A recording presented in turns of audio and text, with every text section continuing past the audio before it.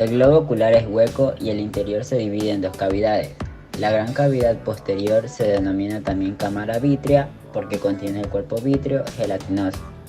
La cavidad anterior más pequeña se subdivide en dos cámaras, anterior y posterior. La forma del ojo está estabilizada en parte por el cuerpo vítreo y el humor acuoso. El ojo posee tres túnicas de disposición concéntrica. La primera, que es la capa exterior o fibrosa formada por la esclerótica y la córnea.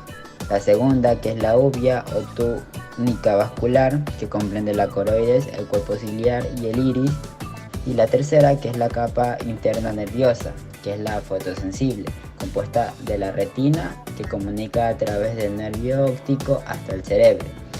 Tiene también el cristalino o lente, que es biconvexo y está detrás de la pupila.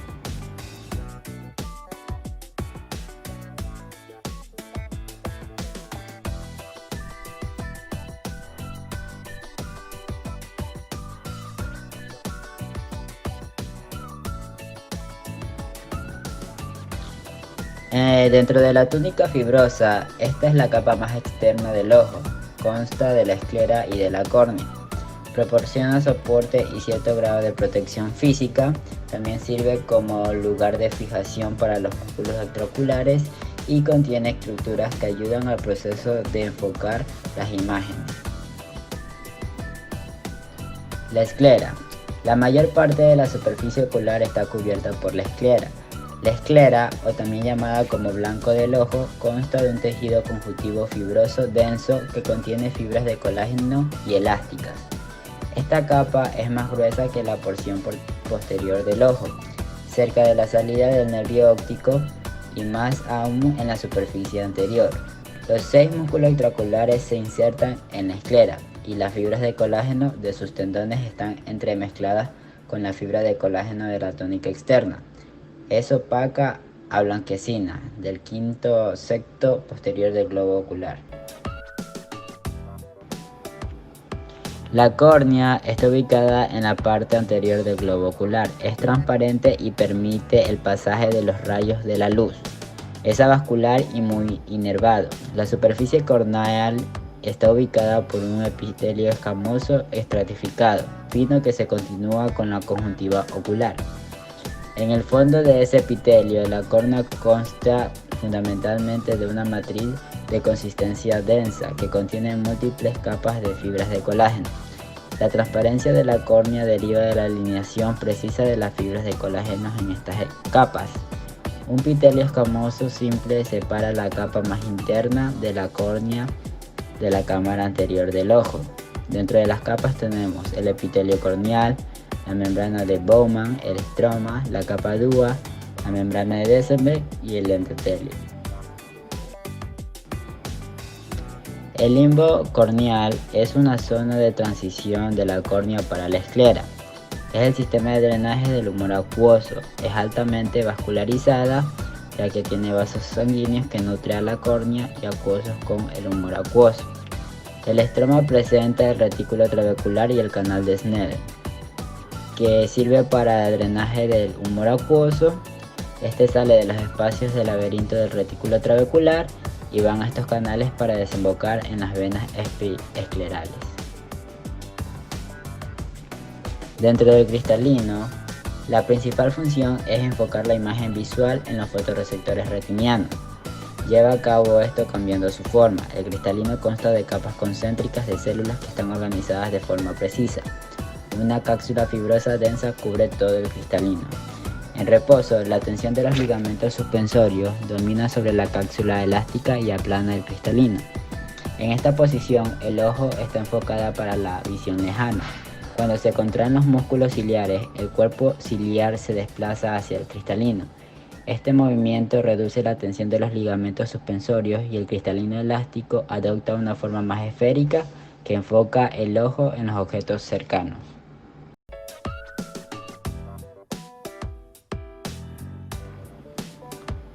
Dentro de la túnica vascular, esta contiene una gran cantidad de vasos sanguíneos, linfáticos y los músculos oculares intrínsecos. Esta proporciona un camino para los vasos sanguíneos y linfáticos que van a los tejidos del ojo. También regulan la cantidad de la luz que se introduce en el ojo, secretan y reabsorben el humor acuoso que circula en el interior del ojo. También controlan la forma del cristalino, una parte esencial en el proceso de enfocar las imágenes. Y la túnica vascular incluye el iris, el cuerpo ciliar y la coroide.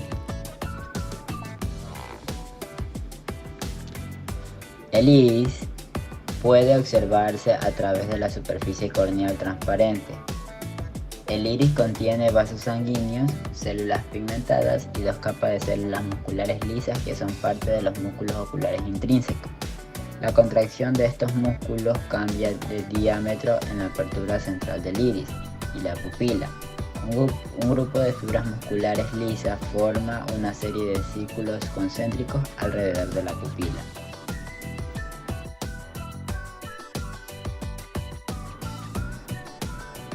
El cuerpo ciliar, en su periferia, el iris se fija en la porción anterior del cuerpo ciliar. El cuerpo ciliar comienza en la unión entre la córnea y la esclera y se extiende posteriormente hasta la orea serrata o boca serrata. La masa del cuerpo ciliar consta del músculo ciliar, un anillo muscular que se proyecta hacia el interior del ojo. El epitelio se divide en numerosos pliegues, denominados procesos ciliares. Los ligamentos suspensorios o fibras zonulares del cristalino se fijan en los extremos de estos procesos. Estas fibras de tejido conjuntivo sujetan el cristalino detrás del iris y centrado en la pupila. En la coroides, aquí se encuentra el oxígeno y los nutrientes que se entregan en la porción externa de la retina mediante una extensa red capilar situada en la coroides. También contiene melanocitos diseminados que son especialmente densos en la porción más externa de la coroides, adyacente a la esclera. La porción más interna de la coroides se une con la capa externa de la retina.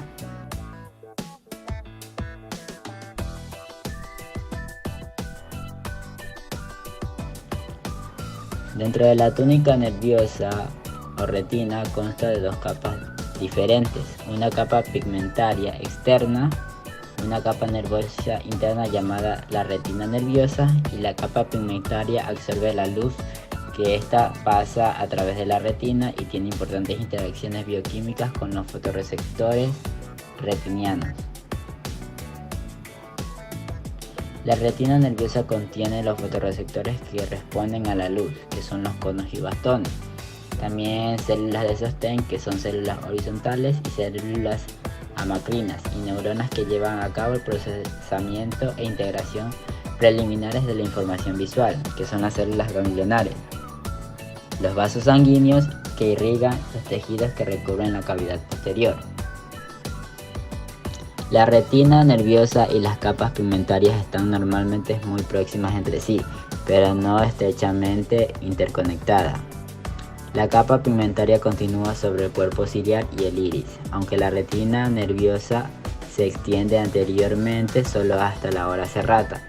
La retina nerviosa forma tanto una capa que se establece los límites posterior y lateral de la cavidad posterior.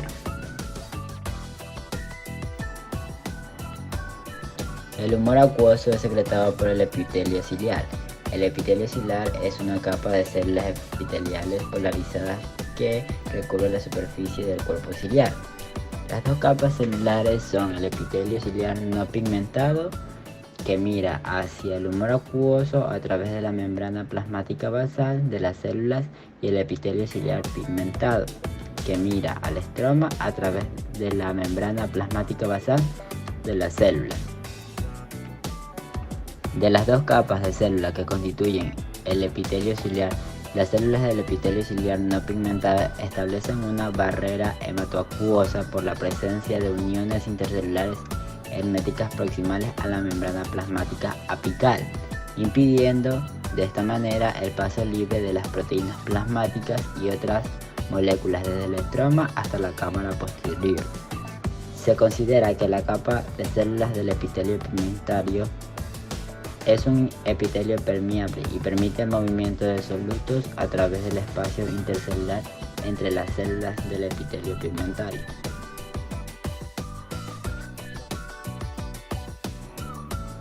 La tabla resume la composición del humor acuoso.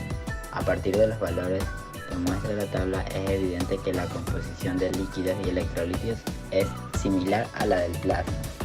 Sin embargo, la secreción acuosa no es un ultrafiltrado de plasma, como en otro momento se lo pensaba, porque es producida en la capa epitelial del cuerpo ciliar por procesos dependientes de energía. De este modo de producción refleja la necesidad de mantener un control preciso sobre la composición del líquido, que baña estructuras esenciales para la visión normal.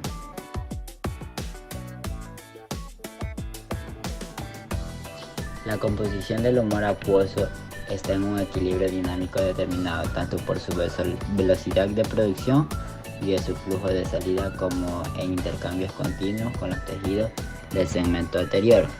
Esta compone de iones inorgánicos y iones orgánicos, proteínas, oxígeno y dióxido de carbono, hidratos de carbono, glutatión y urea y factores moduladores del crecimiento.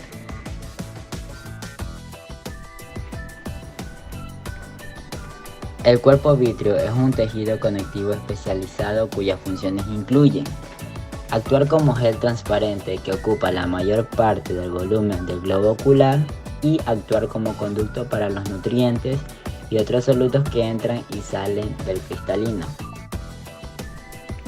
La estructura básica del vítreo es un gel formado por una mafia de colágeno en la que están intercaladas moléculas de hialuronano hidratado, también conocido como ácido hialurónico.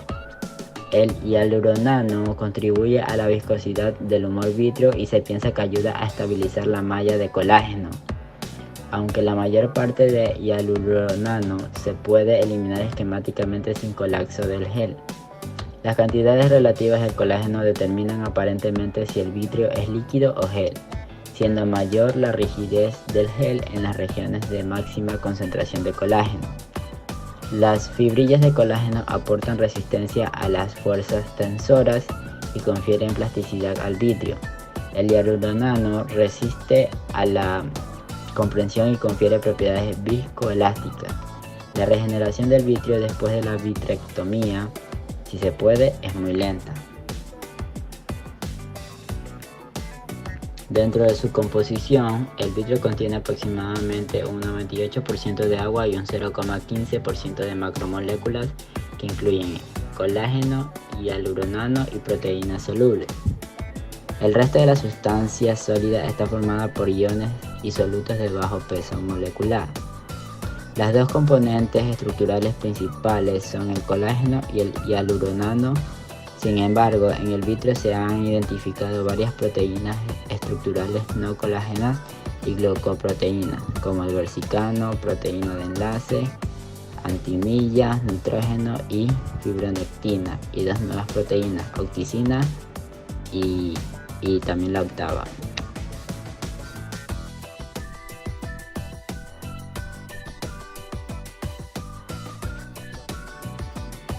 En la lágrima, la película lagrimal es una estructura fundamentalmente líquida que cubre la córnea y la conjuntiva ocular, cuya función primaria es proporcionar una superficie óptica perfecta en la interfase aire-ojo, regularizando la superficie corneal anterior para la adecuada refracción de los rayos de la luz.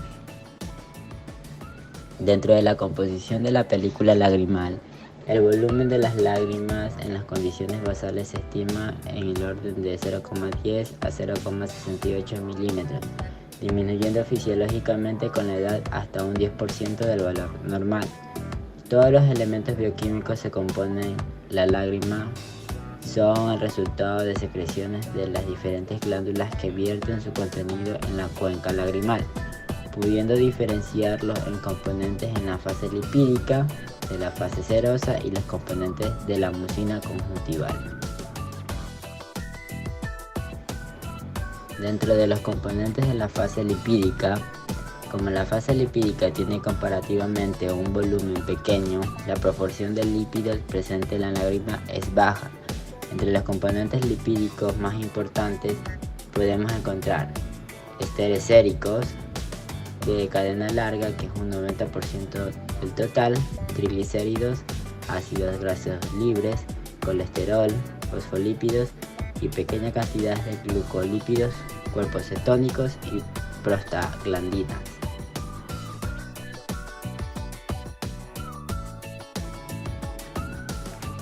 Dentro de los componentes de la fase serosa o acuosa, esta es segregada en su mayor parte por las glándulas lagrimales principales y en menor grado por las glándulas de Krauss y de Wolfram.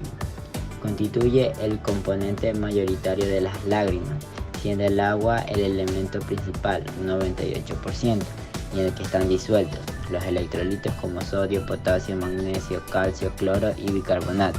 También las proteínas como zonas filtradas del suero a través de la barrera hematolagrimal, entre las que se encuentra la albumina, la transferrina, la microglobulina e inmunoglobulinas y las proteínas sintetizadas en la glándula lagrimal, entre las que cabe citar la lisocimina, la lactotransferrina y la IgA de secreción. Las enzimas de la fase serosa, que es el piruvato quinasa, el maleato deshidrogenasa, la manosidasa, fucosidasa, la galactosa 1 y puridinotransferasa, entre otros. En la fase acuosa se encuentran también metabolitos y gases disueltos como el oxígeno y el dióxido de carbono. Componentes de la fase mucínica. La fase mucínica es un complejo de mucina con proteínas, carbohidratos, electrolitos, enzimas y lípidos, procedentes de la capa lipídica, y desempeña un papel importante en la lubricación de la superficie corneal, al convertirse por su superficie hidrófoba en hidrófila, lo que facilita la estabilización de la película lagrimal. Por otra parte, la mucina lagrimal arrastra consigo células de descamación, otros detritus, cuerpos extraños y bacterias, contribuyendo a la limpieza y protección del ojo.